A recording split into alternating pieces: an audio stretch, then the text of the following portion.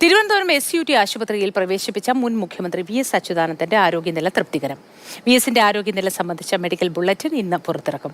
അതിതീവ്ര പരിചരണ വിഭാഗത്തിൽ നിരീക്ഷണത്തിലാണ് എന്ന മകൻ VA അരുൺകുമാർ ഫേസ്ബുക്കിലൂടെ അറിയിച്ചു. ജിബിൻ ജെബിയുണ്ട് വിശദവിവരങ്ങളുമായി നമുക്കൊപ്പം. Jibin, good morning. VS അച്യുതാനന്ദന്റെ നില തൃപ്തികരമെന്ന് ആശുപത്രി അധികൃതർ തന്നെ പറയുന്നുണ്ടല്ലോ. മാത്രമല്ല മകനും ഇക്കാര്യം ഫേസ്ബുക്ക് പോസ്റ്റിലൂടെ വെളിപ്പെടുത്തുന്നു. വിശദവിവരങ്ങൾ എന്താണ്? എപ്പോഴത്തേക്ക് മെഡിക്കൽ ബുള്ളറ്റിൻ പുറത്തിറക്കുമായിരിക്കും?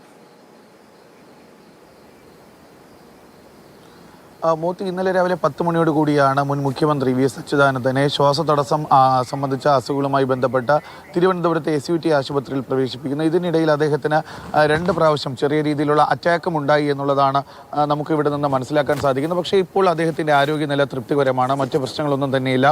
പക്ഷേ അദ്ദേഹം ഇപ്പോഴും അതിതീവ്ര പരിചരണ വിഭാഗത്തിൽ തന്നെ ഡോക്ടർമാരുടെ നിരീക്ഷണത്തിനാണുള്ളത്. അദ്ദേഹം ഏറ്റവും എടുത്തു പറയേണ്ട ഒരു കാര്യം, അല്ലെങ്കിൽ ആശ്വാസകരമായ കാര്യമെന്ന് പറയുന്നത്, അദ്ദേഹം ഇപ്പോൾ മരുന്നുകളോട് പ്രതികരിച്ച് തുടങ്ങിയിട്ടുണ്ട് എന്നുള്ളതാണ് നമുക്ക് അറിയാൻ സാധിച്ചത്.